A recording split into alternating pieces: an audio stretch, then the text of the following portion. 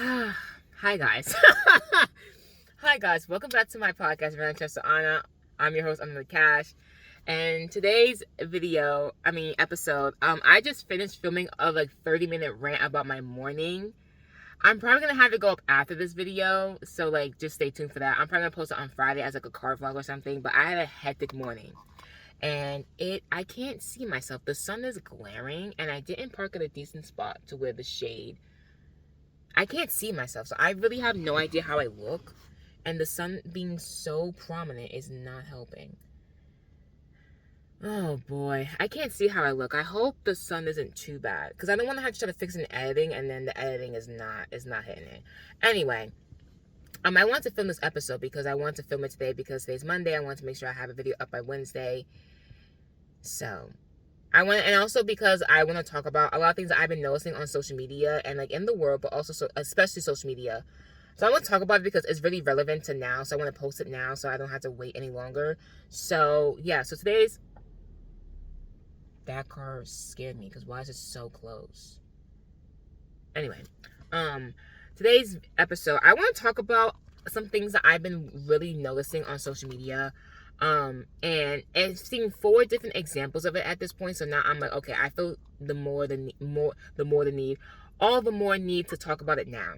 So the topic that I'm gonna have, the title I would say would be, we need to stop caring about social media influencers. That sounded wrong. That's not how I wanted to word it. We need to stop caring about. Okay, I think that's what I'm gonna have it be titled, but just hear me out when I say it. Just listen to my explanation and you'll understand what I'm trying to say exactly.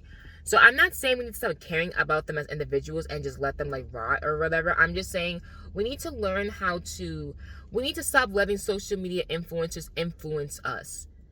We need to limit how social media influencers influence us. We need to limit the influence other people have on us, like social media influencers and even celebrities. We need to limit how I'm trying to figure out how to word it. And if I would have outlined this episode, it would make more sense. But I had a hectic morning. I didn't have time to outline it, so we're gonna have to just go with my thoughts. Just bear with me. We had to limit how much influence other people have on us and our thoughts and everything. That's basically what I'm trying to get at. This lighting is, I can't, the sun's glare makes me not be able to, I feel like this isn't that bad, but I can't see how I look because the sun is so bright. And I don't have sunglasses, so it's not as if I could even cover my eyes because on my camera it's not that bad, but on my phone it looks terrible. But I had to film my phone because I don't have space on my camera. In fact, no, my battery died. That's why my battery died on my camera, so I don't have another camera battery. So let's film my phone. So that's what this episode is about. So let me give 4 different examples as to why I came to this conclusion. So first of all, I want to at first say that there is a extreme, recently there has been a real big gap between the way how people are noticing social media influencers in a sense of how much money they make, and the wage gap between social media influencers and people that work 9 to 5s. I think a lot of Gen Z, the Gen Z that works 9 to 5 jobs and is either in college working 9 to 5 job, or graduated working 9 to 5 job, or just working 9 to 5 job to make ends meet, that we are realizing how impoverished that lifestyle is because jobs aren't paying enough, inflation is crazy, and we're angry at how the government cannot forgive our student loans, but they can fund a genocide, which I will get into. That'll be actually the last point that I'm going to get into. I will get into that later. But basically, we are seeing how our government is not using our tax dollars to help aid us, instead to help aid other things that they want to help aid. You can't, so we're mad at the way how our money is not being used properly by our government, the way how inflation is going up, and in seeing people that are our age but social media influencers, how they're making 12 times as much money that we have ever seen in our entire lives, and yet they don't seem grateful for the money that they have. So because of that concept, every time when I see a social media influencer either address issues that they have in their life, or talk about how much money they have, or just try to talk about something, the amount of people that rave and that get angry at them about them talking about how hard their job is, or how much money they make, or the struggles they have with the money that they make, or just struggles they have with their concept of life in general, the anger that I see in their comment sections is kind of crazy. I understand the anger, I just think it's misdirected.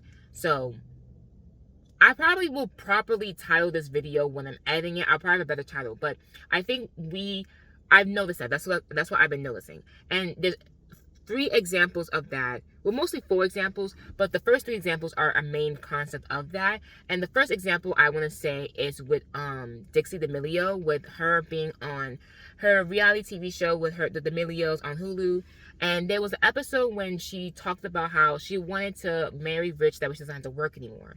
And people clowned her on social media for, like, I saw people, like, someone, like, recorded on their TV and made a TikTok out of it, like, basically putting it on TikTok as, like, that clip alone.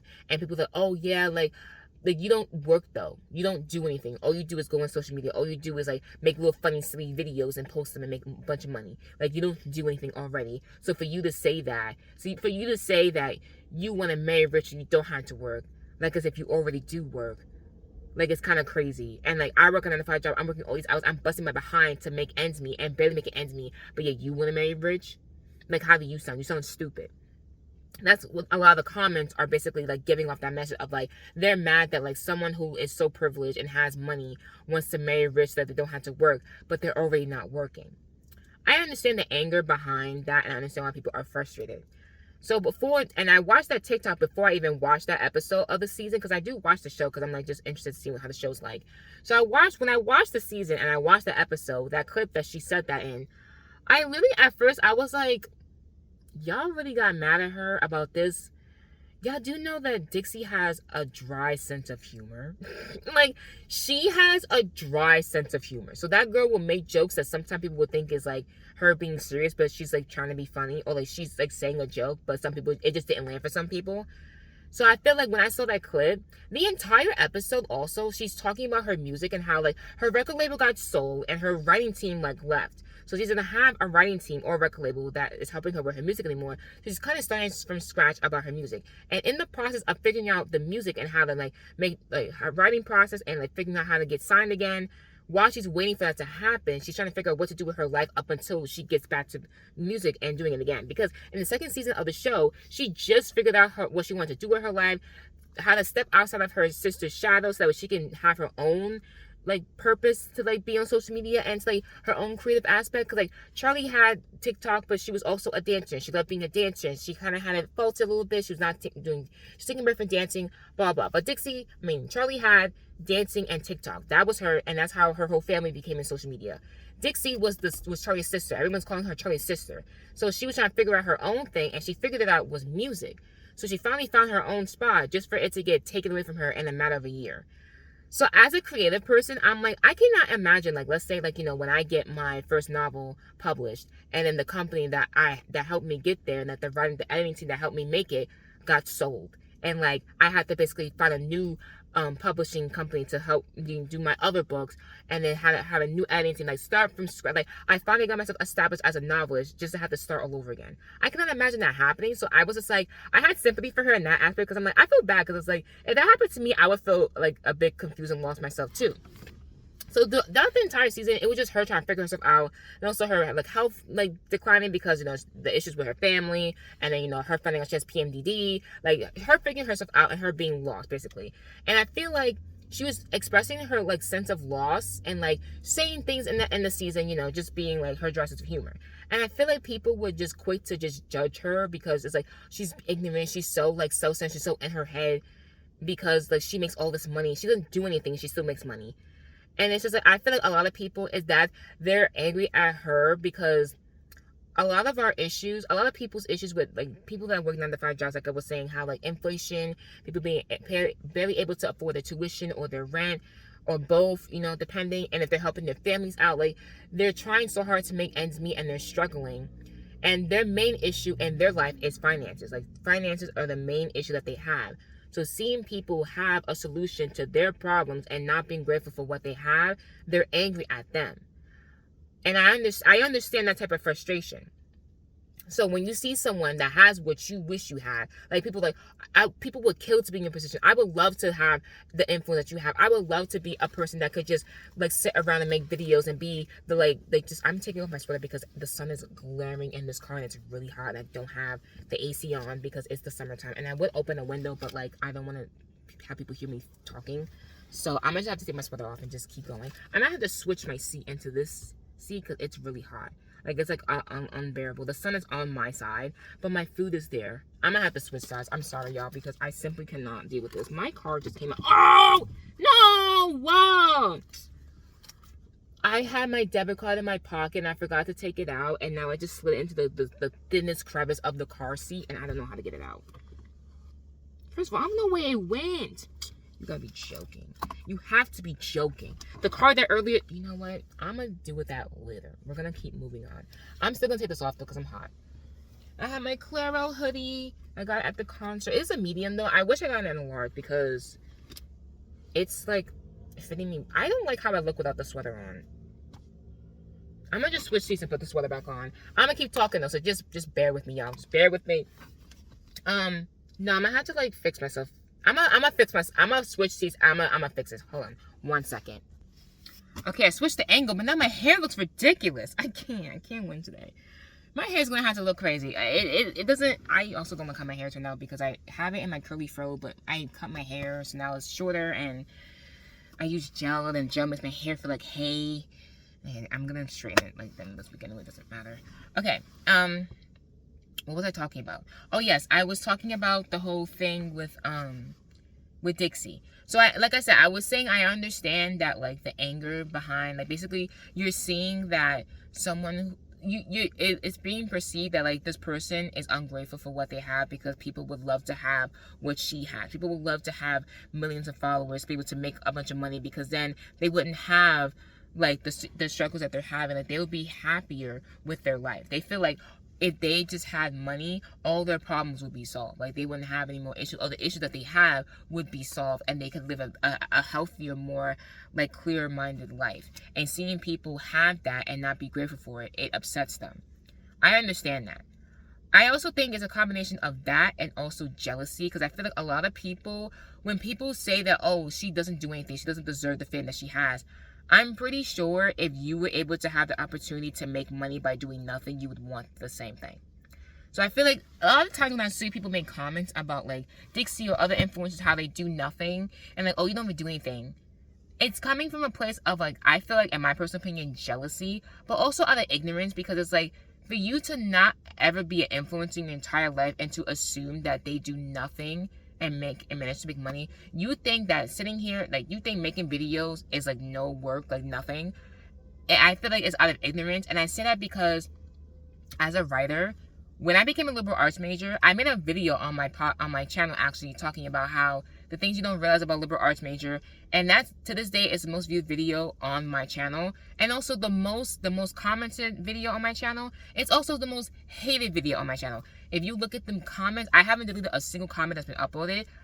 All of them, a good 90% of them comments were hating the fact that I said that it feels like it's getting stuffy in here, and I sound stuffy.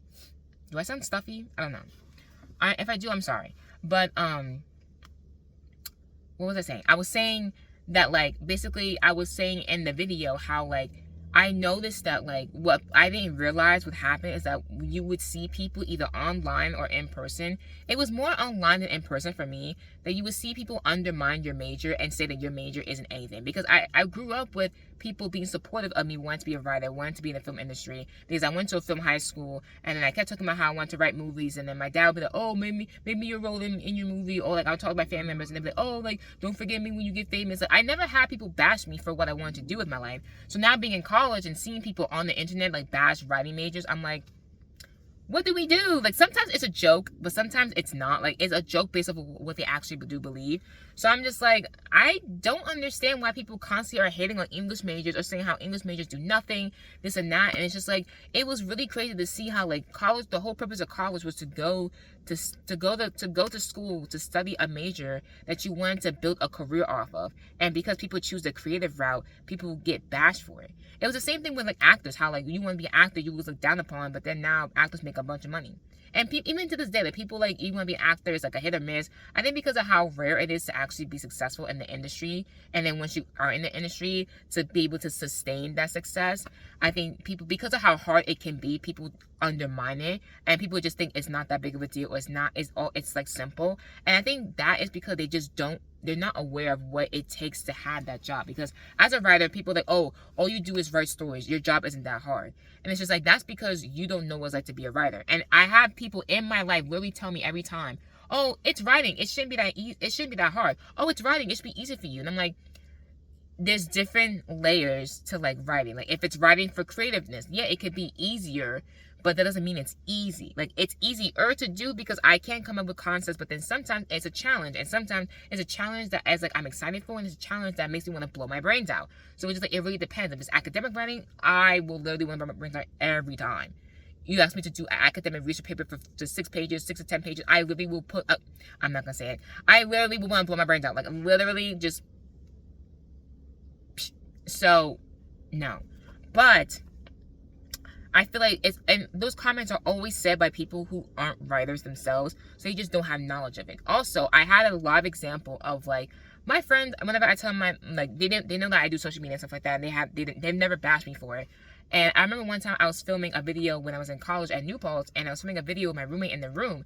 And I was filming a video where I was like trying different foods, and so I was basically setting up a second angle so I could be able to see one angle of me talking to the camera, and another angle of me like with the food. So my roommate was seeing me do the different angles, and she was seeing me set up the camera, make sure I have a good angle, make sure I have a good angle, and like aligning up the same ones, miking them together so they could be in sync. So when I edit them, she was seeing the process of what was happening when I was filming in a video. And usually I don't like people seeing me film, but I was like, you know what, she's in the room, like, it's my roommate, I don't care, like, we're close, we're friends, we're cool.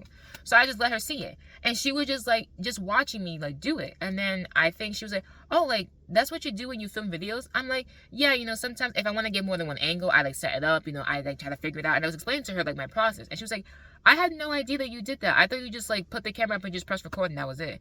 And I was like, no. I mean, I'm like, sometimes I just do that. Like if it's a really simple video, all I have to do. But even with a simple, like this podcast, for example, mostly what I did was like put my phone up and press record. But I had to make sure I had the right angle, the sun wasn't too blaring, and I moved seats so that I could not be in the sun, but also so that I can have a somewhat of a better angle with the camera. I don't know, but like, I had to also make sure I parked in a good spot, so that way I can film comfortably, and also I'm far away enough from people so that way I will have a good background. Like, there's a lot that goes in detail with filming and with social media. Like with filming and with film in general, there's a lot that goes into play. It's not just you writing a script, you writing a movie, or you just filming a movie, or you just acting in it. Like people that don't understand the art of it will say, all you do is this. And it's because they lack knowledge of what it actually entails to get the job done.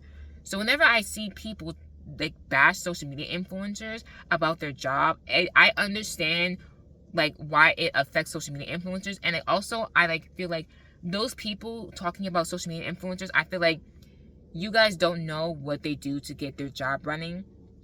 Like social media is harder than you think it is. It's not just like I just press record and I end it and I just put it up on YouTube. Like you have to film a video. You have to make sure, first of all, you have to come up with a concept for a video. Come up with the concept, film the video, make sure the video is good. When you edit it, you have to make sure that the clips are good. Then you have to think about how to promote the video. You have to export the video, upload the video, come up with a thumbnail, come up with a description, have hashtags if you want to, and then keep promoting it, and then do that every single week or multiple times a week.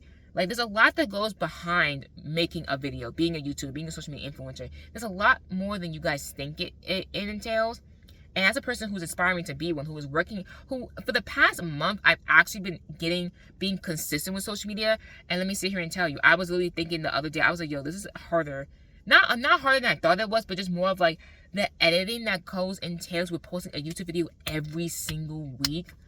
I was like, Lord Jesus, help me. This is a lot of mental power, mental brain work. After you working on the 5 shift, like at whatever job you have, I'm sitting on my computer for 8 hours doing effects.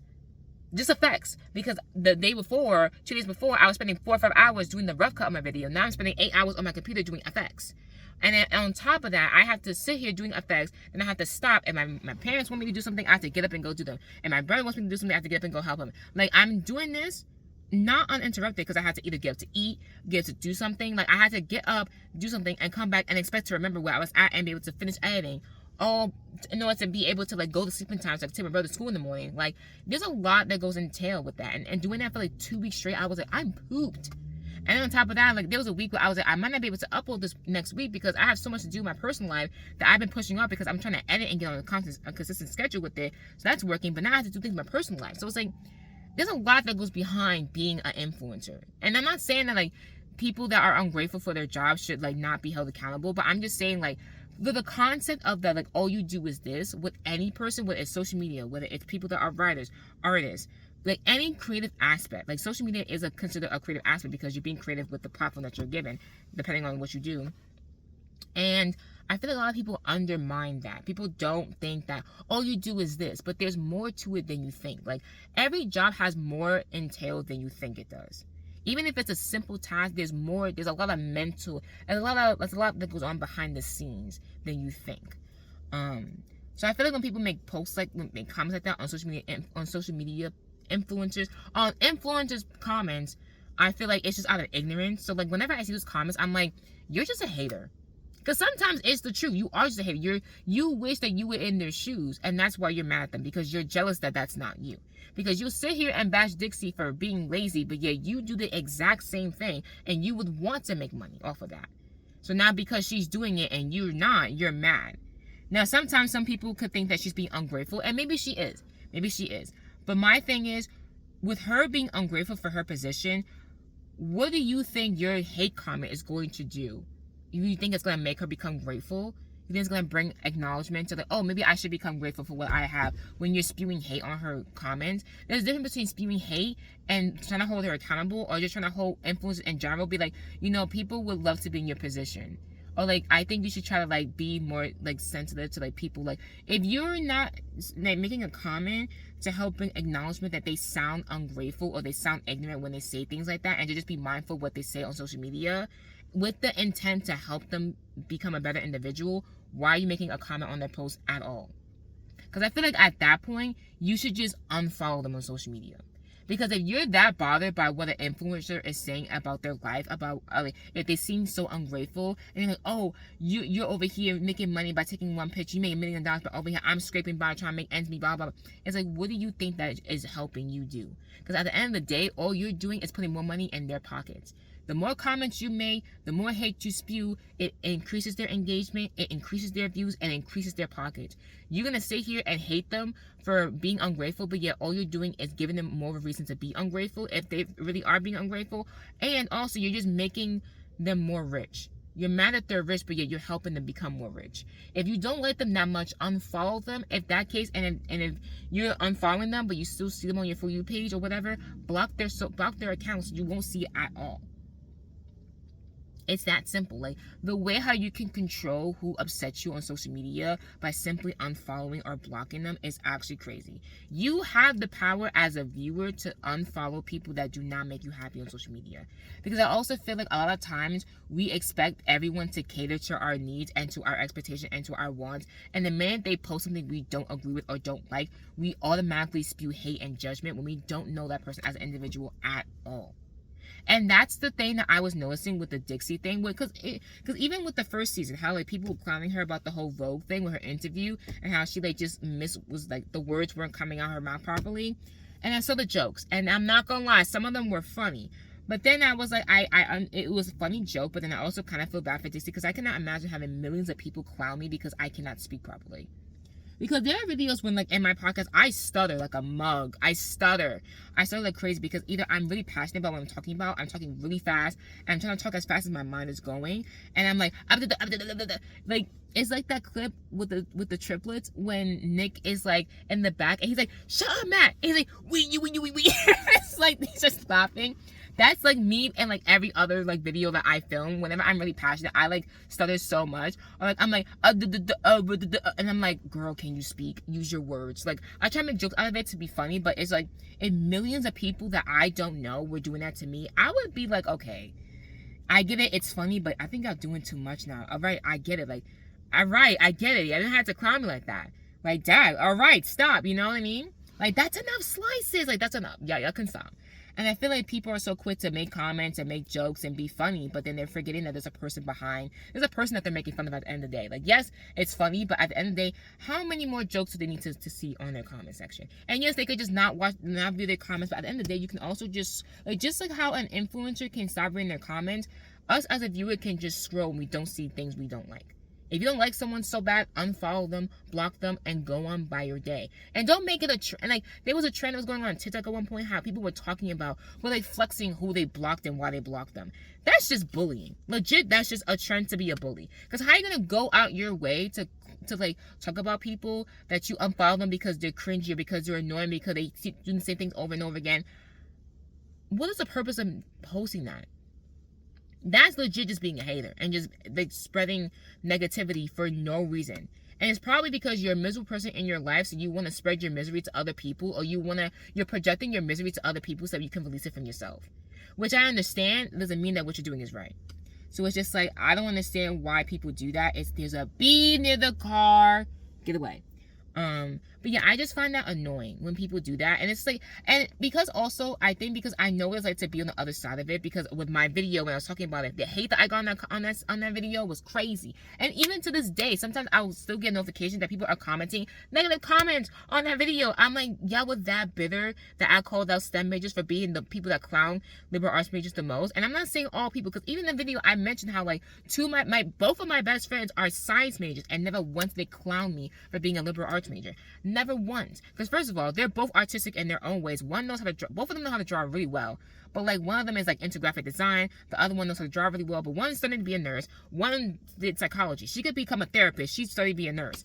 Like, these people never once clown me for being a writer. Never once did they clown me. Never once. Because they are decent human beings who don't bash people for what they want to do in their lives. And I'm like, I don't understand why it's so common for people. And that's a people thing, because any major you're going to see pretentious people. In English, in film, any major you see, you will have pretentious people that think they know everything about the major when they know nothing. Or they do know, but they're being arrogant about it. Whatever. So it's like, that's a people thing, but it's just like, I noticed that when it comes to majors, people will judge you based on the major that you picked. And I'm like, why? Why are we judging people based off the major they picked? Like, let them live their lives. I don't understand why people are judging. And people kept calling me, saying that I'm never going to have a job, I'm never going to do anything, all I'm going to do is work at a fast food restaurant, the only right thing I'm going to be doing is writing people's orders. People were bashing me because I said I don't understand why people are spewing hate on people because they picked to do a career. They picked to study something that they want to make a career out of, and they want to be happy with what they do with their lives. I didn't understand it. And then the comments were proving my point. And a few people were like, yo, this comment section is ugly. Why are they doing this? I'm so sorry they're doing this to you, Girly Pop. I'm like, thank you. Because I'm fighting for my life in these comment sections. So I know what it's like to have that with just a few people. I cannot imagine thousands and millions of people doing that to me. Like, it would get to me eventually too. Because when I first had that, when I first experienced that on my own video, there was like one guy, me and this guy were arguing on my comment section. He spewed a hate comment, and I was going back and forth with him for like a day. And then after that, I was kind of like, I'm over this. Like, I'm sick. I'm bored. I'm like over. I don't want to argue anymore with you. So whatever. So I left it alone. And then more people kept commenting. And then I would just read the comments. And sometimes I would get mad. And then at one point, I thought that I was in the wrong. I was like, did I do something wrong? Like, was I uncultured, uncensored? Like, was I ignorant in what I was saying? And then I was like, no, because it's not as if I was saying that, like, people have it harder. I was just saying our job is hard too. It's just different. It's different levels of struggle. Like, everyone has their own issues. And also because my entire life I've been constantly being told by people in different scenarios of my life with different situations, I've been constantly being told by people that my problems are not problems. And so from my childhood experience, from my career picked experience, from what I want to do with my life, and just the life that I've had, people were always telling me, you have it good. You don't have a right to complain about anything. And I'm like, but you don't even know you do not know the thoughts that roam in my head as a kid growing up. You do not know what I had to go through, what the things I had to witness people going through, what I had to experience, what I had to learn, how I had to be an adult in certain situations. Like, y'all don't know what I went through in my life, so how are you going to tell me what I should and shouldn't be doing with how I feel and all this stuff? I'm like, How are you? And if you're older than me and you're seeing that I'm having these issues, why aren't you helping me? You're supposed to be the adult and help me emotionally, but yet you're being the child. And I had to be the adult in the situation because you're being the child. Like, I don't understand. So it was just like my entire life, I've always had people constantly telling me that my problems were problems. So seeing other people have to experience that, I understand what it's like to be on the other side of that. And it sucks. So it frustrates me because it's just like different scenarios where people are doing the same thing over and over again. And also, for all the people that are like bashing social media influencers when they talk about their job being hard, when they say that, they mean the mental battle. Because people will say how every influencer at one point has acknowledged that their job is hard. At some point, I think as viewers, we had to understand that maybe it's because it is. It's not that every single influencer is ignorant and that they're just dumb, and that once they get a certain following, everyone just becomes dumb. No, because they acknowledge that it is hard in some aspects, but it's a privileged job. They're privileged to have this job. That doesn't mean that their privilege doesn't have its own battles. Like pretty privilege, people that have pretty privilege always talk about how they don't know if their friends are trustworthy, because they don't know if people are being their friends because they can get something out of them or because they actually care about them as a person. They don't know how they develop trust issues. People with money, the same thing. They have all this money, but they don't know if people are friends with them for their money or because they actually look at them as a person. They have trust issues. Everybody, when they're on different levels in life, they have different issues that they struggle with. And because you see that they have a solution to your problem, they're ungrateful. Now, all them people, all the Gen Z specifically that are doing that to influencers, I know good and well your parents did the exact same thing to you as a kid and you didn't like it, so why are you doing it to influencers? I know good and well that a good portion of y'all, when y'all were a kid, acknowledged your problems to your parents, and your parents trauma compared to you. Oh, when I was your age, I didn't have half the stuff you had, so how dare you complain about this? You're being so ungrateful, blah, blah, blah, blah, blah, blah. You didn't like it when it was done to you as a kid, so why are you doing it to them, to influencers? And if you know that, oh, because they're being ungrateful, so are you making a comment to educate them on their ignorance? No? So why are you making a comment? Oh, because they're being ungrateful, so unfollow them and go on by your day. Because at some point we had to stop letting influencers make us upset, because you making comments and you spewing hate on them is not going to make them any broker. It's going to make them richer. You're mad that they have all this money, but yet you're continuing to feed their pockets. Stop following them. Block them so that way their engagement will go down. And if they generally are doing something that is bad and their engagement goes down and their money goes down, then it'll click in their head that they need to do something different because their money went down. You won't have it click in their heads until you basically boycott influencers that generally do not deserve the platform that they gain. And also sometimes it's like it could just be like you're hating. Because also there's so many like people that like they'll have fans and love them. The minute they make some money, all of a sudden they start getting hate. Who's the girl? Monet? The minute she was starting to get a house, all of a sudden everyone started hating her. She acted different, she acted funny, and she's like, what how have I been different? How have I been acting funny? I'm literally the same girl. I just have money now. I'm legit the same. And she's like, I don't understand. And that's when I'm like, stuff like that is legit just jealousy, because we are just envious that people have what we don't have. And now we're mad, so now we're going to spew hate because we're angry that our government is failing us as a society and we can't live the life that we want to live. So now that we're angry because we can't live the life that we want to live, when we see people living the life that we want, we're going to project our anger onto them.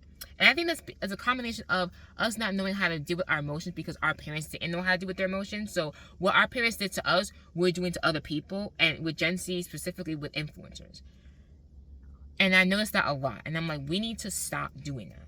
We need to unfollow people that make us unhappy and follow people that either motivate us or we can relate to, or that entertain us. And the minute we feel like they're not entertaining us, we're not related to them anymore, or we feel like they're not being inspirational to us, they make us feel negative about ourselves, like we compare ourselves to them too much to the point where it's negative and it affects our self-esteem, unfollow them and go on by your day. Or take a break from social media, because also I feel like there's a combination of that, but also people being so chronically online that they feel like every time they don't like something, they have to tell someone about it. Not everyone needs to hear your opinions about them as an individual. That goes for anybody, including especially adults, older adults. If no one asks you for your opinion, I would punch my phone to emphasize to shut up, because no one freaking asked you. Like, genuinely, no one asked you for your opinion, so shut your mouth.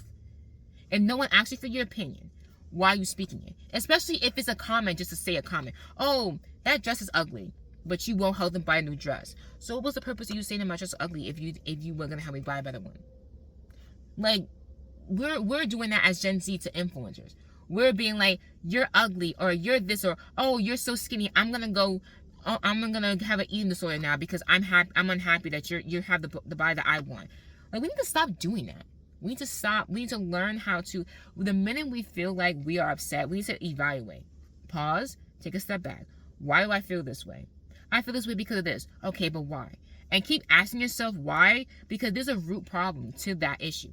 Once you figure out the root problem, then you'll understand why this influencer saying this to you, or about saying this in a video affects you so much. Because there's a reason why people have such outrageous triggers, because it's either triggering or because it reminds them of a situation that it reminds them of themselves in a negative way. There's always a reason why people have the outrageous reactions they have. However, even though there's a reason, there's an explanation to why. It is not justifiable for us as viewers to be spewing so much hate on influencers. And if you genuinely believe, like I said, that they do not deserve the platform that they have, unfollow and block them, and soon enough they will lose that platform. And they'll be humbled and realize that they took for granted what they had. But there's a difference between holding people accountable and just disagreeing with someone. You can also just not agree with them and go on by your day. There are plenty of times with people that I follow on social media that I didn't like the content they were posting, so I just unfollowed them for a little bit, because I was like, I don't want to watch their content anymore. I'm gonna just unfollow them. And I went on by my day. I had other people to follow, and then eventually the content would come back to me like a few months later, and then I'm like, okay, I like their content now, I'm gonna follow them again. It's common. Like, sometimes you could just grow out of them. And then be like, I like their content, but I don't like it anymore. Another main example of this, Emma Chamberlain's podcast.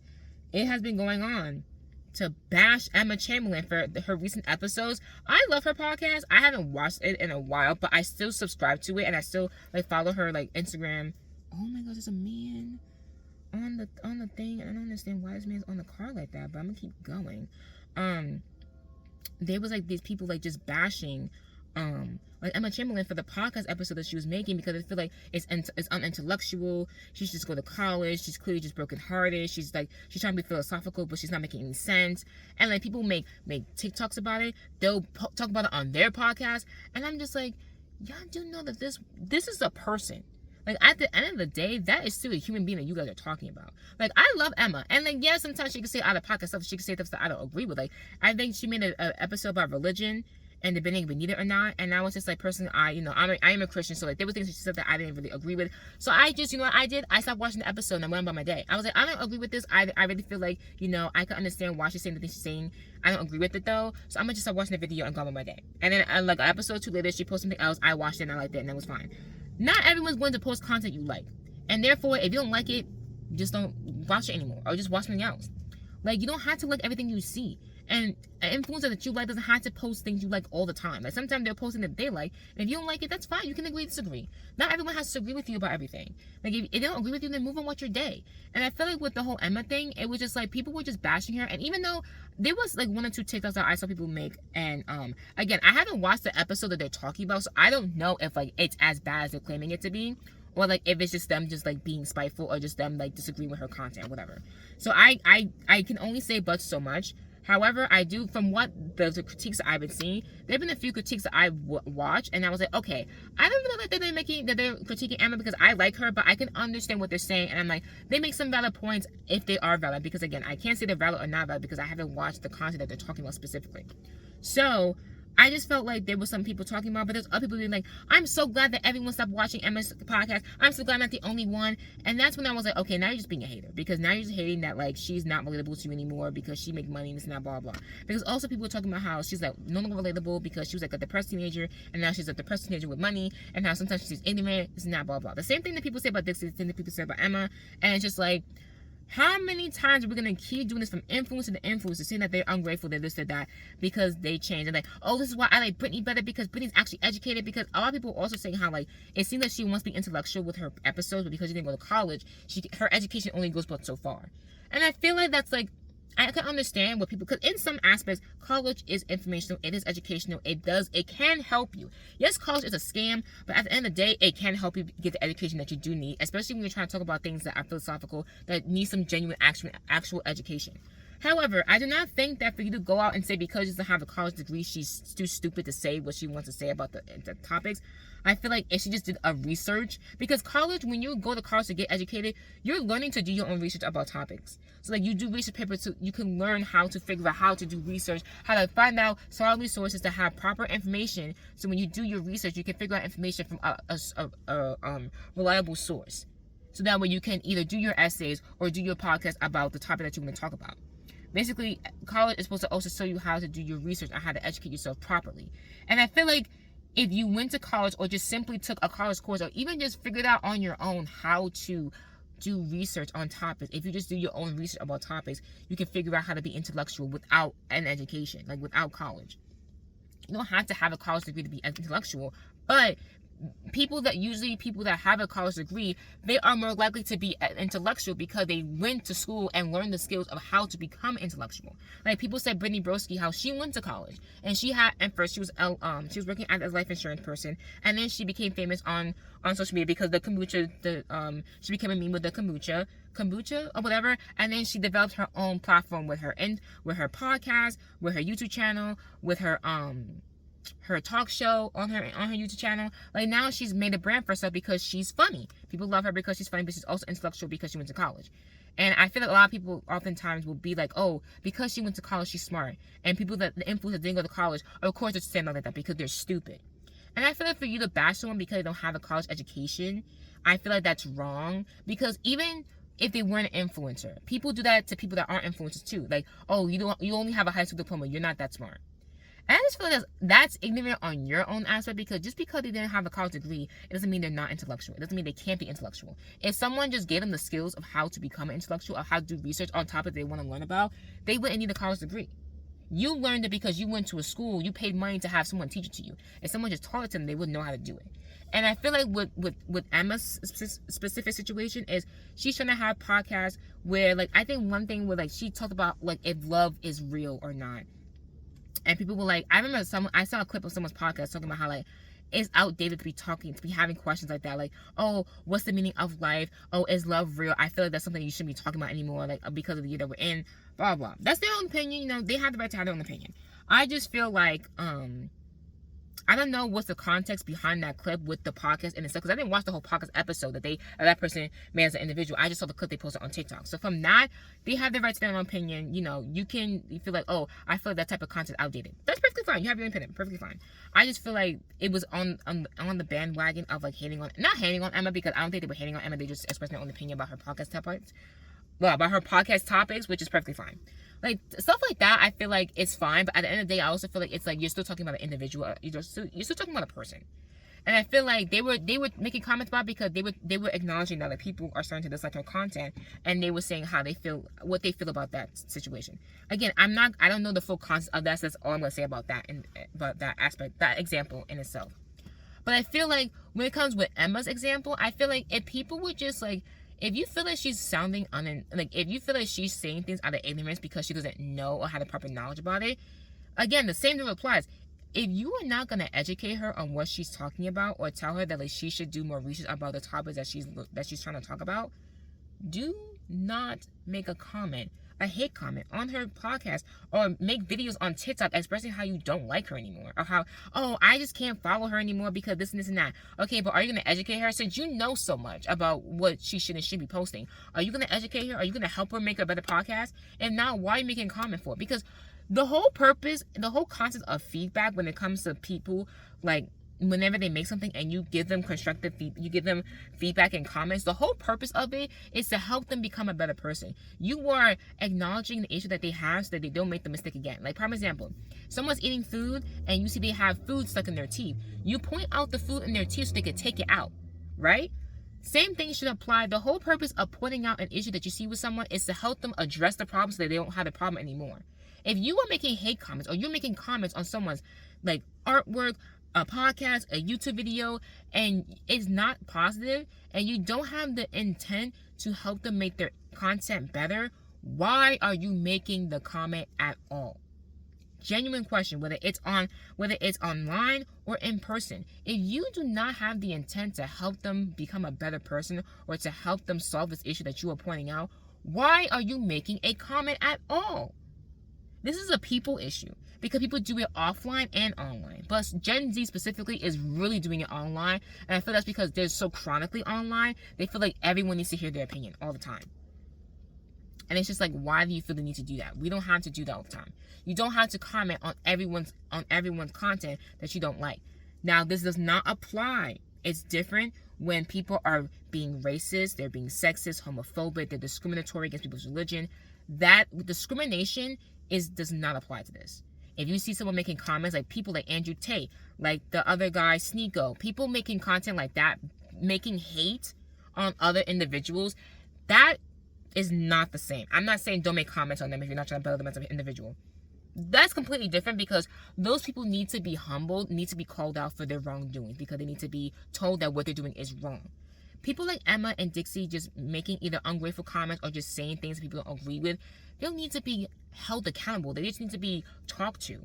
If you feel so passionate about them not making the content they're making anymore, send them a DM. Talk to them privately. Because if you see something that your friend is doing wrong, you will talk to them in private about it. So why do you feel like you have to call out a social media influencer in public for thousands of people to see, when you can send them a DM saying, hey girlie, I noticed that you made this type of comment on your podcast and I didn't really agree with it. I feel like you should try to do more research about what you're doing, X, Y, Z, blah, blah. Or if you do it in the comment section, be like, hey, I feel like, this video was kind of weird, because I feel like if you would have done more research, maybe you could have been like, maybe you just didn't get your point across fully. Like, I think if you would have done more research, maybe this could have came out across better. Like, maybe the idea that you had, whether you were trying to go for one thing, but it could have been one thing, but you were doing another thing. Like, maybe people misinterpreted what you were saying. I feel like you should do more research. Comments like that are perfectly fine, because that comment has the intent to help them become a better person. You just saying it shows that you didn't go to college, or like you just need to go to college. Or like when people were talking about her episode about love and people found out that she also her boyfriend recently broke up, I'm like, maybe she's just like lashing out, or not lashing out, but maybe she's just grieving a relationship. She was in that relationship for 3 years, y'all. Her and her ex were together for 3 years. I thought they were endgame. I thought they were gonna get married and have family. I was really rooting for them to be together. So when I found they broke up, if it's true that they did broke up, I was sad for her. I was like, oh, I'm so sad for her.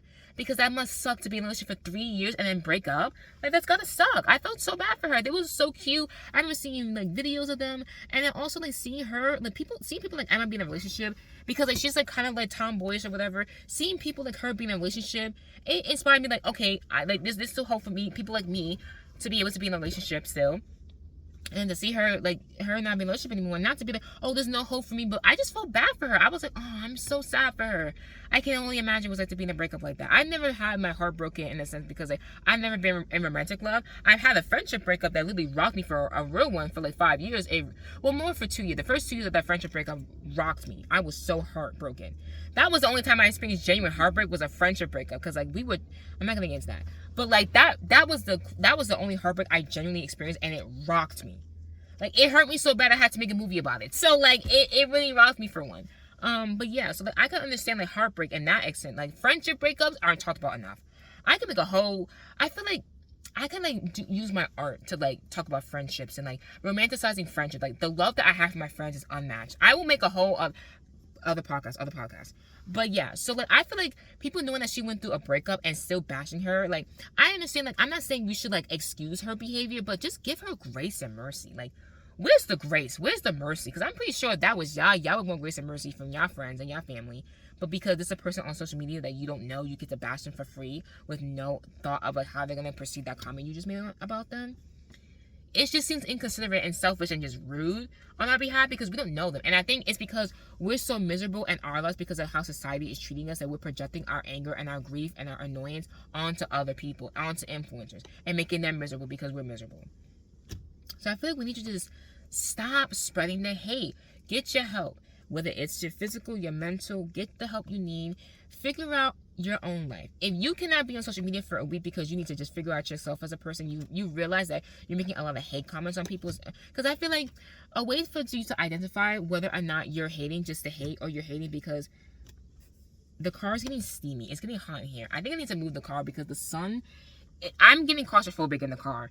But I also want to just finish this video so I can get out.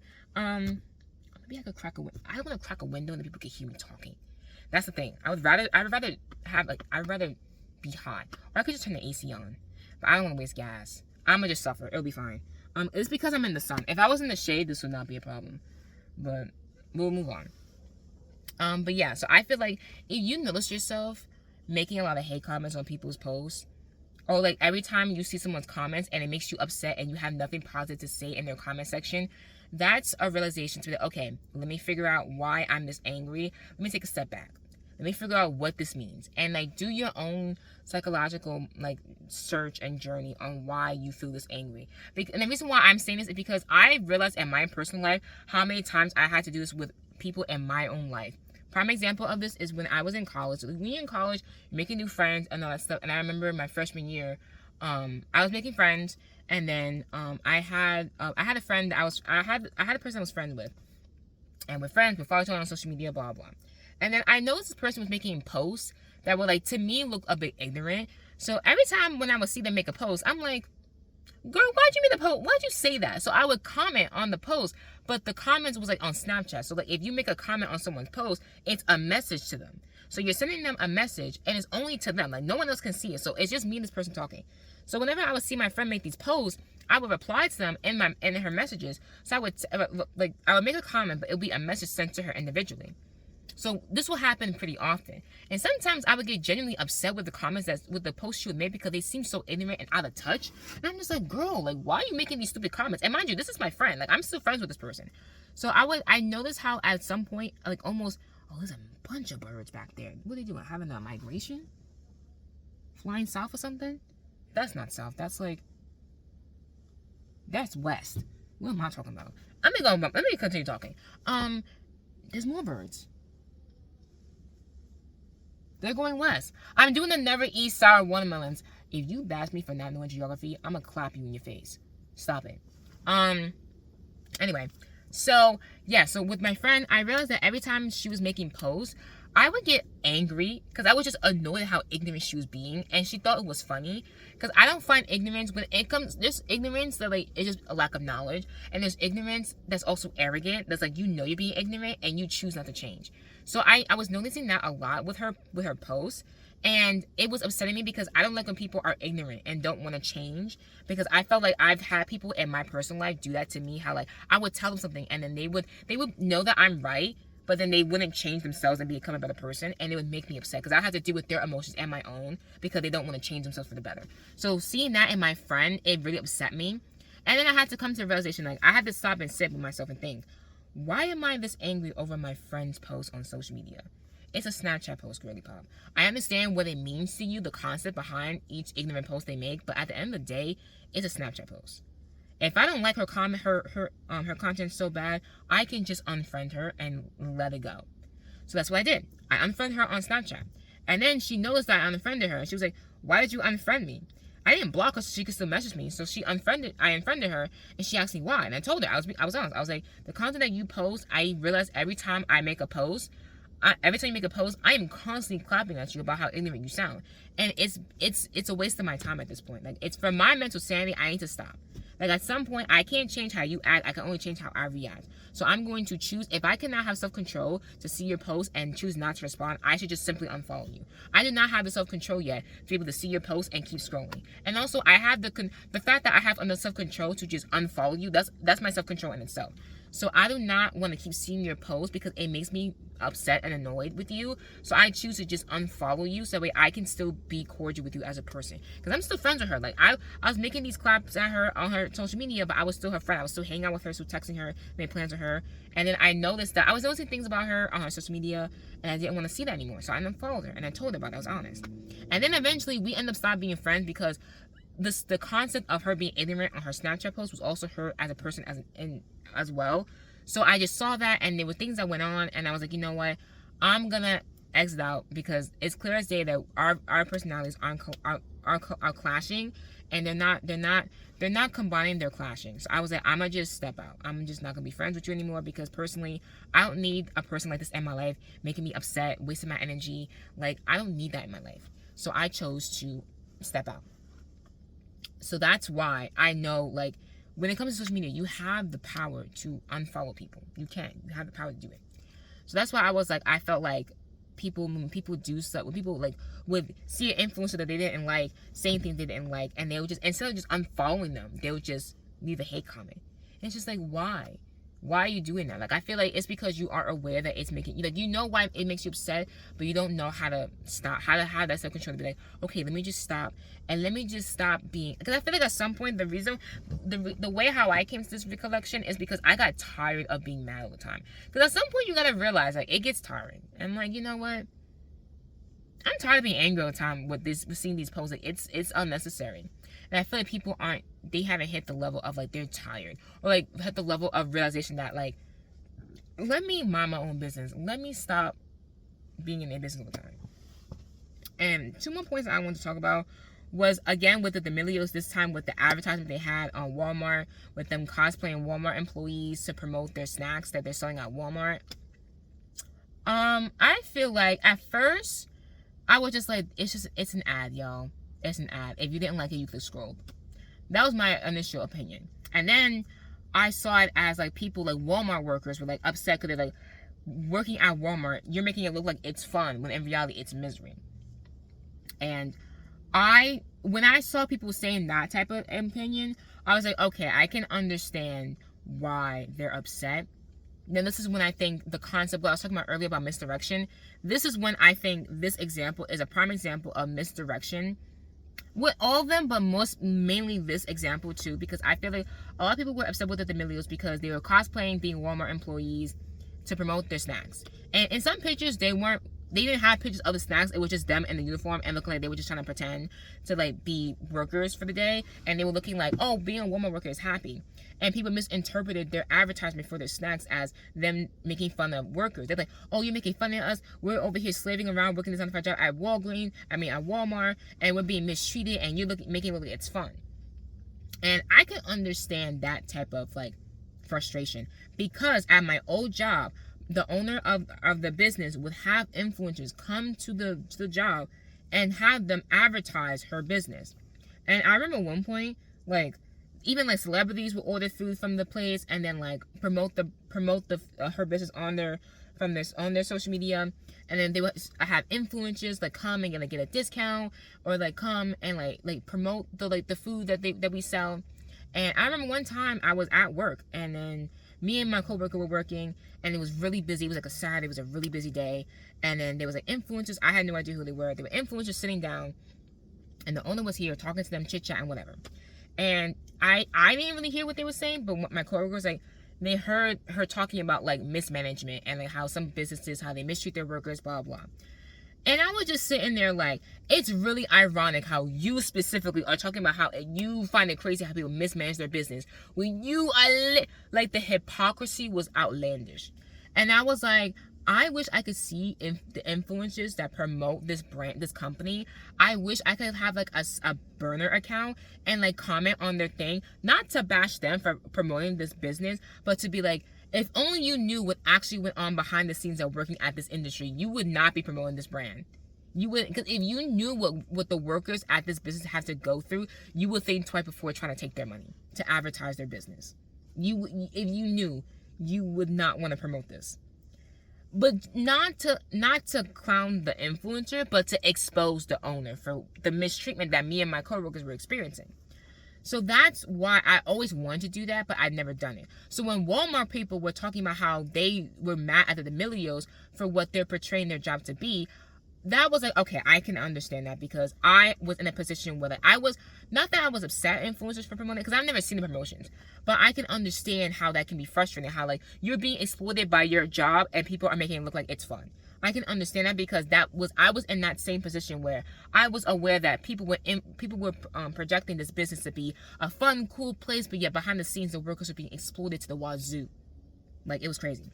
So I understand that. And I think with that is, like, because I was able to understand, I'm like, okay, now I understand why so many people are upset. Some people, they're not Walmart workers, or they're retail workers, and they're being exploited. So people were mad at the misrepresentation of this ad. They're advertising working at a retail store as fun, and then also it's an ad. But in reality, you're being exploited, you're being underpaid, and you're having to deal with pretentious people, rich or poor.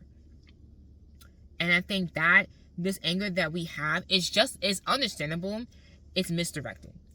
Instead of being mad at influencers for promoting the brands that mistreat you, you should be talking to the Walmart marketing people, talking to the Walmart CEO, all the people that can fund these influencers to do these ads. Bash them for for having influencers misrepresent what it's like to work at their company. Because like, oh, do not make these influencers portray working at your company as fun, when in reality you are constantly exploiting your employees and you are aware of it and do nothing to change it.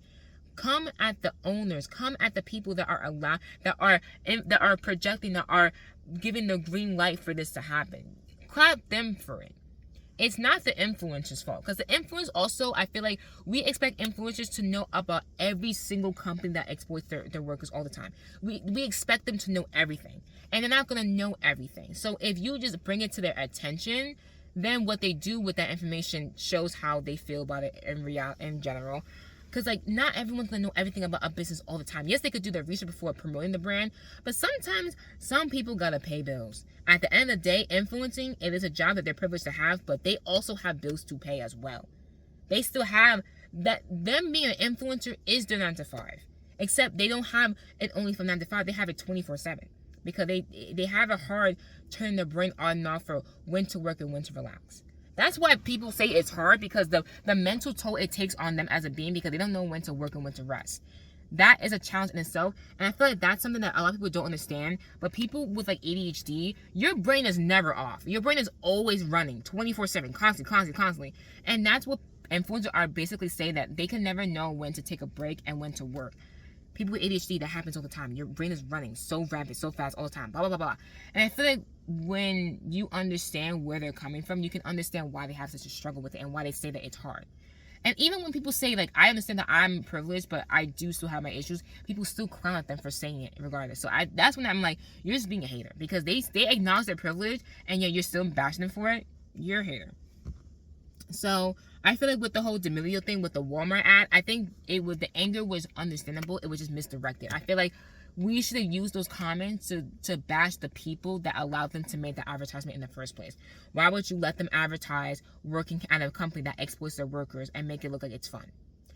You should clown the people. Whenever you see influencers promoting a brand that you know is either exploiting you because you're a worker for the company, or you are aware that this company exploits their workers, bring it to the influencer's attention. Be like, just so you know, this brand exploits their workers and this is how they exploit them. Or complain and be angry at the people that allow this marketing to happen.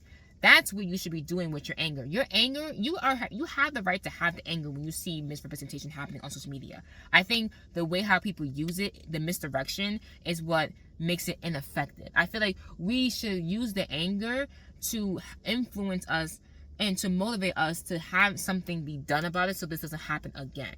Like, lastly, the last example of misdirection is what's happening in Gaza with the genocide that's happening with Israel. It's not a war, it's a genocide. Because people say a war is when both parties are fighting each other. It's kind of similar with Russia, how like Russia was, well, I feel like Ukraine at least had a little bit of soldiers, but like they were still being dominated by Russia, which I'm pretty sure, I don't know if it's still happening now or not. I think it is, but I don't know.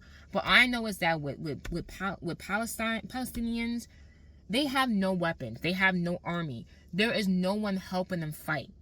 They are constantly running away from the Israeli government, and they are being murdered, slaughtered.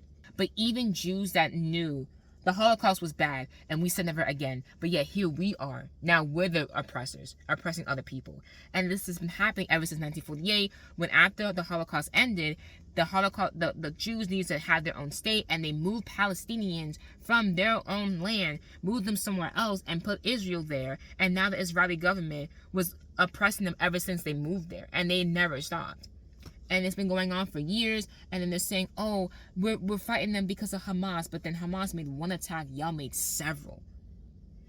What's happening in Gaza is terrible. It's horrible. And for one, I've been posting on my social media about how terrible it is.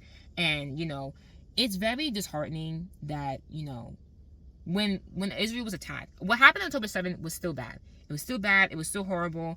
And celebrities and Christians were quick to be like, Israel, we're sorry for you. We mourn for you. We grieve for you. This shouldn't have happened. This is terrible. This is terrorism, blah, blah. And people were quick to talk about, let's pray for them. Let's pray for Israel. Let's pray for the Palestinians. Let's pray. And then celebrities who are Jews, they're like, oh my goodness, this is so disheartening to see my own people get slaughtered, blah, blah. And it was very interesting to see a lot of celebrities. They were quick to be like, we stand with Israel. But then the next day, is the Israeli government from October 8th to now have been slaughtering Palestinians, innocent civilians, and they don't have any weapons to defend them at all. They continuously are running away from their oppressors. Architecture, their land, Gaza used to be a beautiful place, and now it's just flattened because of all the bombs. Hospitals are being eliminated. There was a post that someone had made about how they had to close an academic school year because a whole generation of kids were killed. A whole generation. The whole class of 2020 to 2024, that class was slaughtered. There was no class to teach, and that's why they had to close the school. When I saw that post, I was so disheartened.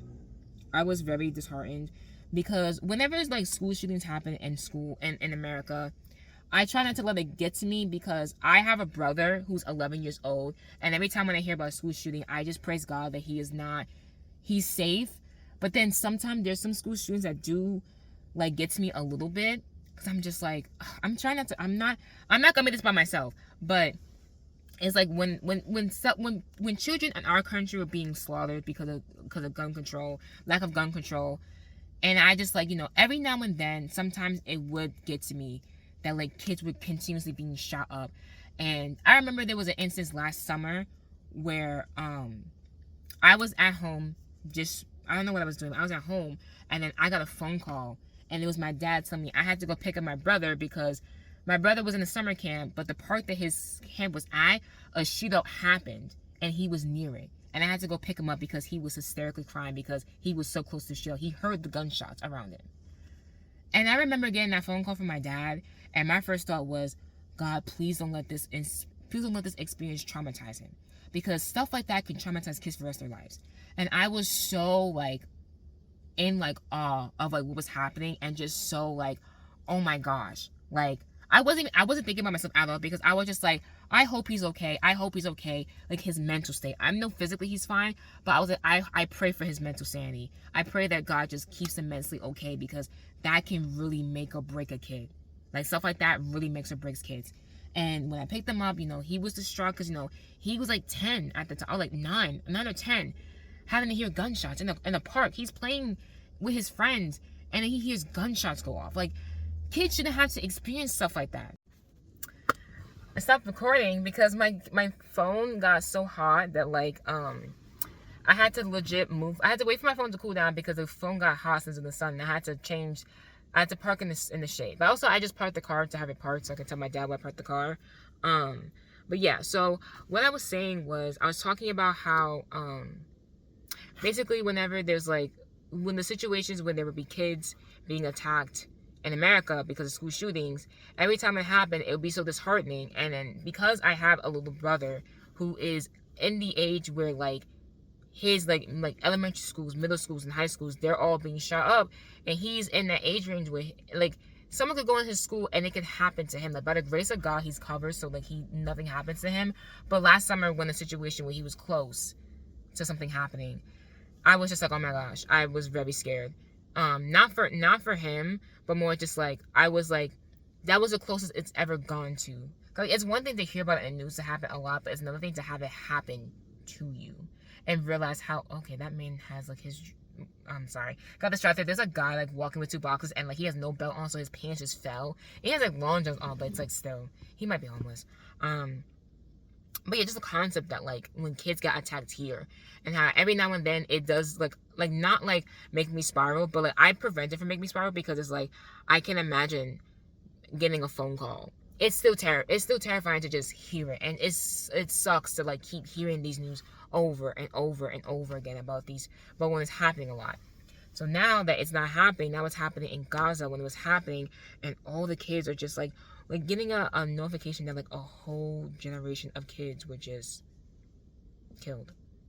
And I cannot imagine that happening. Like, it's like the times when they would like have the graduations of like, they would show the empty chairs to show all the kids that would have graduated but didn't because they were killed due to gun violence. it's just like that, but it's happening in a different country. And it's just so disheartening because it's like, I cannot imagine. Because it's like, what's happening in Gaza is affecting everybody. Men, women, children. They are not stopping. They are trying to completely ethnically cleanse Palestinians. And it was, when people were quick to come to defend Israel, saying how what happened with Hamas and them attacking them, it was horrible. Yes, what happened in Israel with that attack on October 7th was horrible. And it was interesting to see how celebrities were quick to be like, these are my people. Like a lot of Jewish celebrities, they were acknowledging that this hurt them because, they're Jewish. I can understand. But then it was like, there were some celebrities that were like really angry that people were like not speaking up about it. How dare you not talk about what happened? Like, this is horrible, blah, blah, blah. But then the day after, when Palestinians were when it was beginning the ethnic cleansing of them being attacked every single day, some celebrities that were talking about how horrible it was that like they were being attacked, that one day, now all of a sudden are silent about what's happening to Gaza for the past month. And it's like, you were so quick to judge people for being silent. Like, your silence said something, but now your silence says something too. And I feel a lot of celebrities were quick to be like, we stand with Israel. But then once they saw what Israel, the government was doing, they were like, oh snap, this is not good. Like, why would they do that? And then they came to the realization that this is not good. But then they were like speechless with what to say. And I think it's because they probably felt embarrassed that like they defended Israel, the government, to find out that they were going to commit a genocide, and then say that it was because of Hamas. But in reality, they're not even attacking Hamas. They're just attacking civilians in general. And it's also interesting how like the Christian community, we were so quick to pray for Israel because, in the Bible, Israel we know as God's chosen people. But now we're all his chosen people. Like Israel, Jews and Gentiles, we're all his chosen people now. But like he has a special place, for Israel because he chose them first. But then when we saw Palestinians being slaughtered, now all of a sudden I haven't seen the same advertisement to help defend them when it was Israel being attacked. And now Palestinians are being slaughtered and complete genocide is happening. And we didn't say we need to pray for them. We didn't say, oh, let's pray that Israel, the government, stops their terrorism. Like, this is like, why are they doing this and that? We didn't tell them to stop. We didn't say, well, let's pray for them that they stop. We only did that energy with Israel when they were attacked. And then when it came to Palestinians being attacked, now we're silent. And they might be saying, oh, it's because they're Muslim. It doesn't matter. Even if they are, all the Palestinians were all of them were Muslim, they're still God's creation, and they're still people who do not deserve to be ethnically cleansed because of their religious belief, because of a difference in religion. It doesn't matter. But also, not every Palestinian is Muslim. There are Palestinian Christians in Gaza right now being slaughtered. Those are your brothers and sisters in Christ. And we are not saying that we need to pray for them. We need to stand for them. We need to advocate. We need to say ceasefire.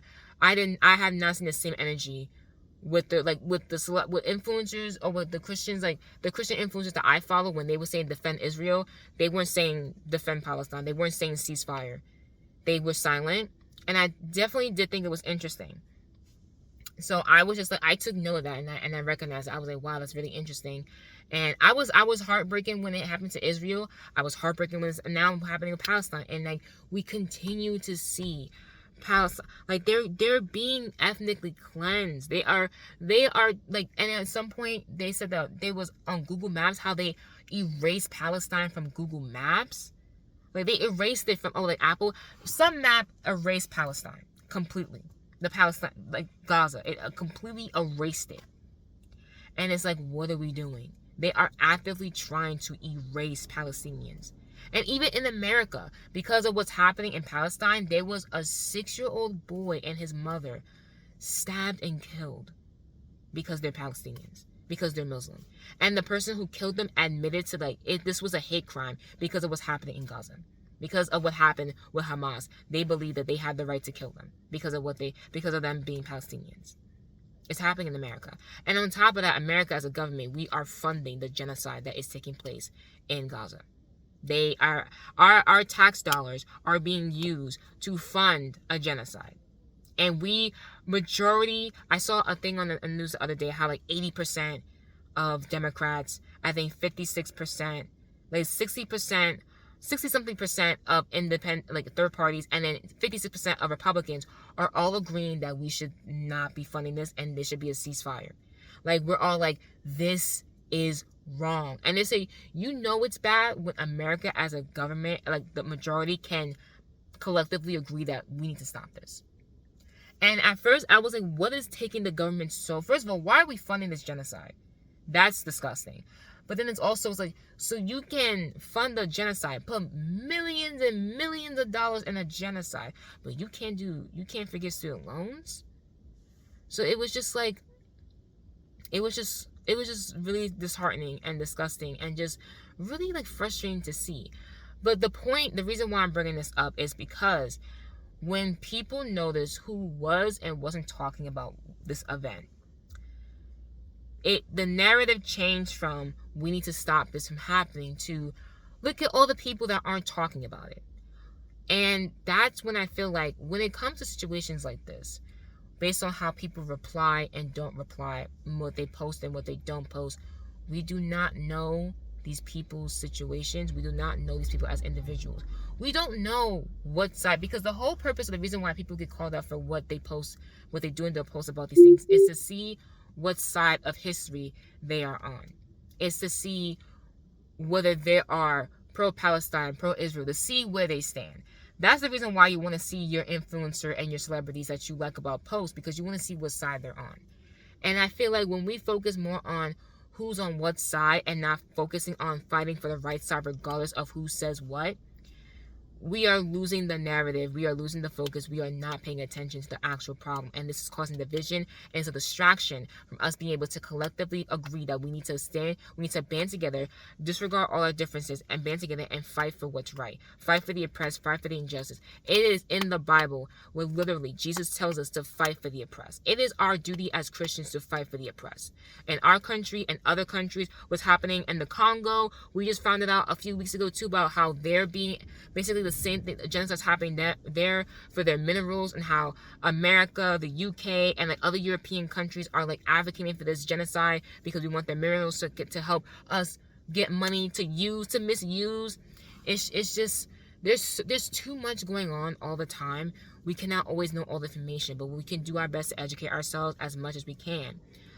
But with this situation in itself, I also feel like people were so like inconsiderate of how people can handle really detrimental information like this, and also what people are doing that they're not showing online. Because a lot of people were mad that celebrities would be not advocating to show what side they're on. They're not making a post. They're not using their platform to help bring a change, to give a positive influence about what side to fight for. And it's just like, I understand that people have a platform they should use it.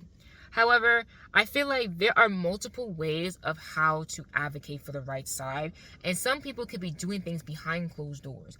They can be advocating for the right thing. They could be doing research on the topic to figure out how to make the proper post to talk about how to defend the right side. They could be doing their own research. They could be just staying off of social media. That's for their mental well-being, but they're still working on advocating to help fight for the right side by signing petitions, by calling their representatives, by raising money, or by donating their own money to whatever causes that they know will be helping fund people to be able to go to Palestine, be able to help the people, to be able to aid them as much as they can. We don't know what people are doing when it comes to stuff like this. And we need to stop assuming that because they're not posting it on the social media that they're on the wrong side of history. We need to stop making bad assumptions about people just because we don't know what they're doing online because they're not posting. Yes, people with a platform should use their platform for good. And at some point, the right people, if they are on the right side of history, they will at some point show on their platform where they stand. But just because they're not doing it as quickly as you expect them to, as quickly as you want to, as quickly as you are expecting it, because the Instagram application is doing it enough for you, that doesn't mean that they're not on the right side of history. We need to stop expecting them to be on the right side of history, and also we need to stop caring. If they're not on the right side of history, unfollow them, block them. Go on by your day and fight for the oppressed, because you worrying about who isn't on the side that you expect them to be on is distracting you from fighting on the right side. It's for you helping the oppressed to not be oppressed anymore. We need to stop caring about what side they're on. Who cares? I almost just cursed right now. Who cares? Oh, your favorite celebrity is pro-Israel. Okay, unfollow them, block them, go help Palestine. Oh, your favorite influencer is making regular posts and they're not addressing the issue. Okay, unfollow them, block them, go help Palestine. Who cares? Why do we care more about what side people are on than fighting for the oppressed, helping them not be able to be ethnically cleansed anymore? Do your research. You focus on how you can help.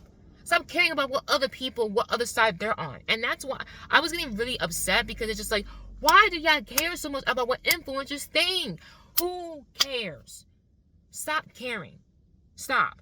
We need to stop caring about what other people are thinking and focus on the right thing. Focus on what's right. Focus on helping Palestine. Pro-Palestine, if you are pro-Israel, that is your own business.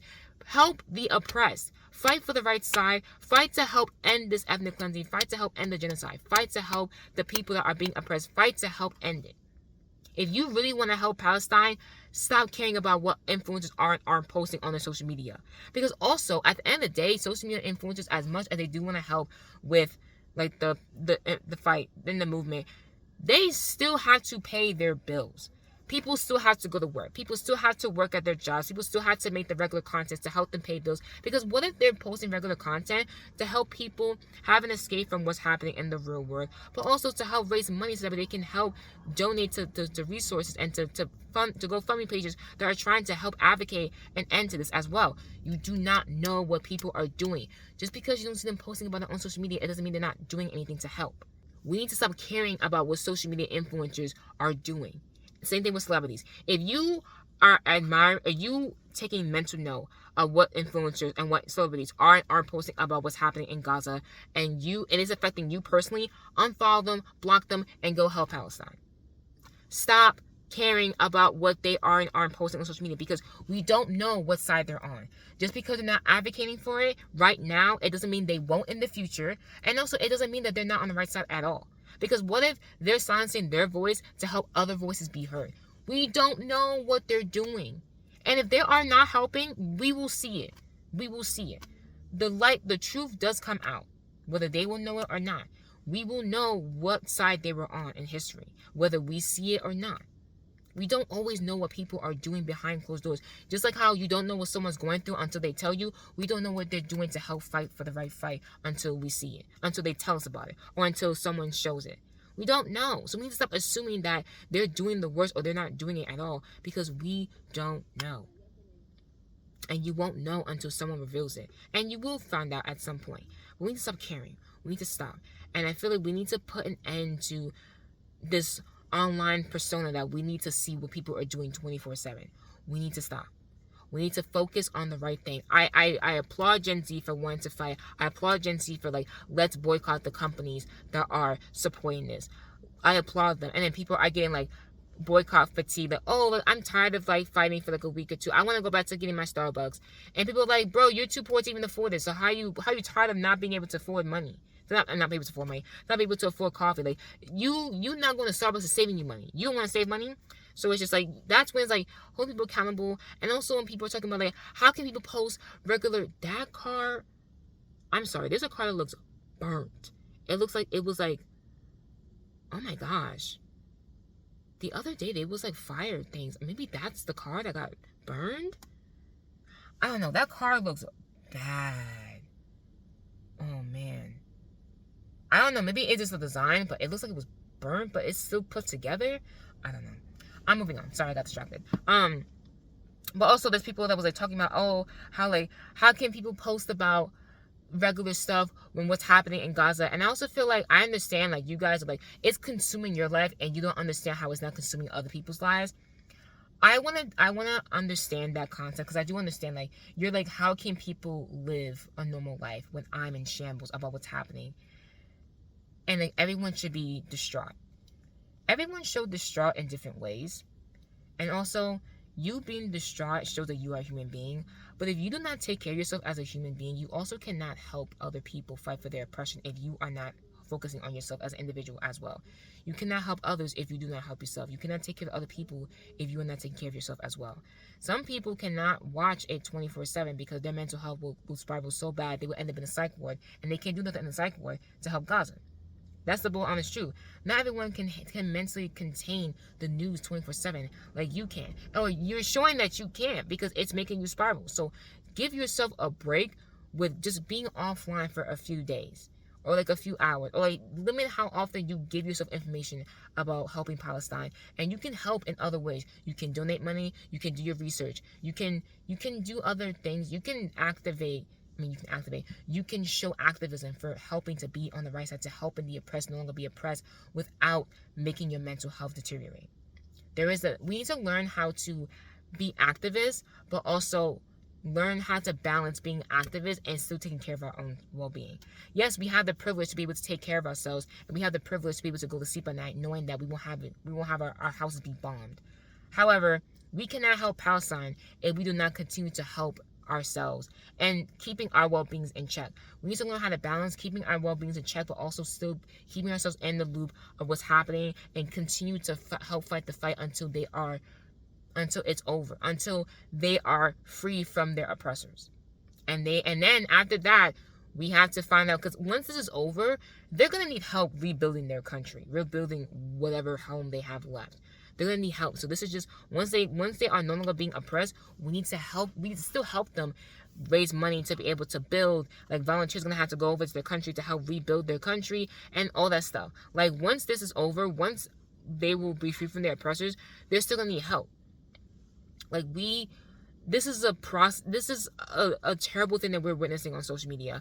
But I feel like us bashing each other for how people are handling it on social media, what they are posting, is a distraction, and is not helping us help them fight the oppressed. It's not helping. And I'm saying that because I was also thinking that, but then I saw a girl who I believe she was Palestinian, or like she's Muslim, and basically she has family there. And she was like, we shouldn't be doing this. Like, you guys are distracting the narrative, and you guys aren't focusing on the right thing. Like, stop doing that. Like, I appreciate your activism, but your activism is radical to the point where it's ineffective. And we need to learn how to be activists that are effective. We need to be effective activists. You can't be effective activists if you are constantly bashing other people for what they are doing. Because you bashing other people for what they aren't doing is taking away time for you to be able to continue educating yourself, to be able to find out ways to go to spread awareness about GoFundMes or whatever the case may be. Like, you are wasting the more time you're wasting pointing people out for what they aren't doing is distracting you and giving you less time to be able to focus on what you can do to help.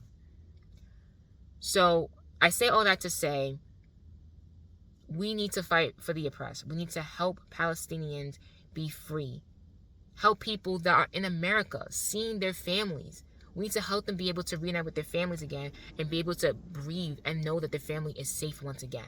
Because they are every day constantly scared that they're going to wake up and they're going to see that their family's dead. Because during the Black Lives Matter movement, I remember having that similar fear, not to the same extent, but it was when police brutality was happening at an all-time high.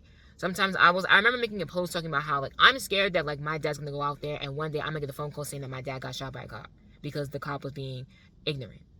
That was a genuine fear that I had. And it's like, I know that I trust God to cover my father, but it was still a scary thought that, like, my people are attacked. My people are being attacked. And then also when it was the Asian hate, I cannot even imagine being an Asian person experiencing all this hate. And I have a best friend. My best friend's half Asian. And I was just like, I don't know what you're going through right now, because I can understand being in your position. Whatever I can do to help you, even if it's just being here for you as your best friend, I will do whatever I need to do to be an ally to help end this hatred towards Asians, because it's disgusting. Like, yes, a lot of Asians are racist to Black people, but Black people are also racist to Asians. Like, Black people are racist to every other race just as much as they are to us. So it's just like, as a Black person, I understand what it's like to be oppressed. I also as my people, was like to witness oppression from my own people.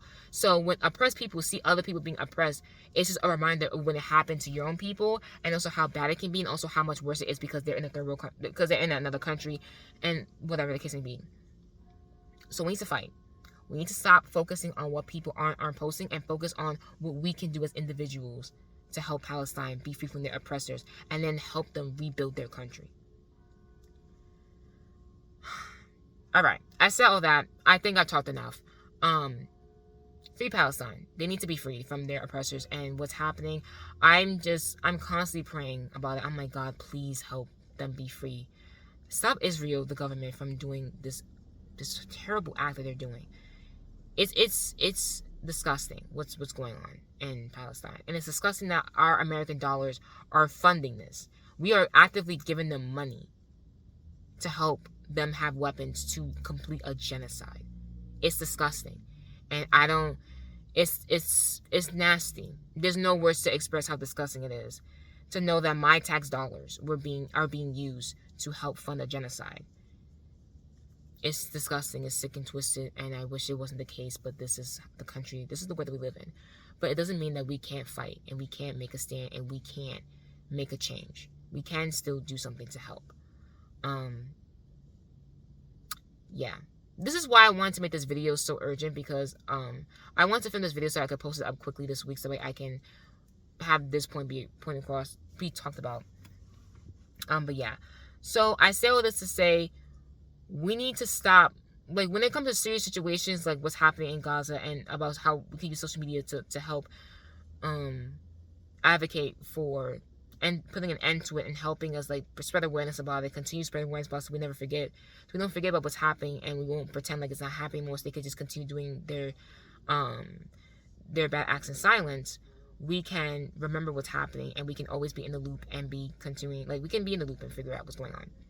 So we can continue using social media for a good thing, which means we need to focus on the right thing and not focus on what's wrong.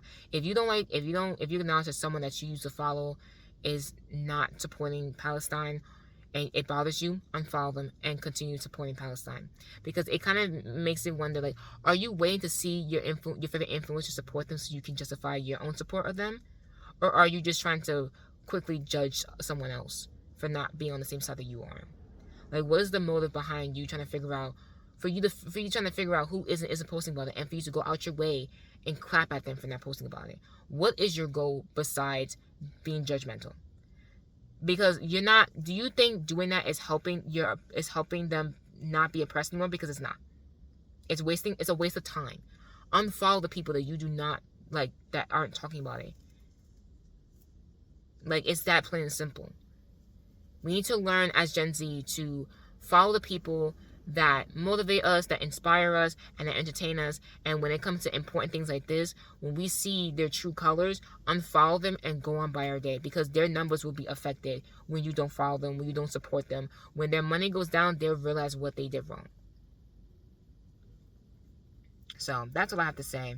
I barely drank this coffee. I bought it and I barely sipped it. I'm gonna go because I have milk in my bag, and I bought food earlier today, and I need to go put in the fridge.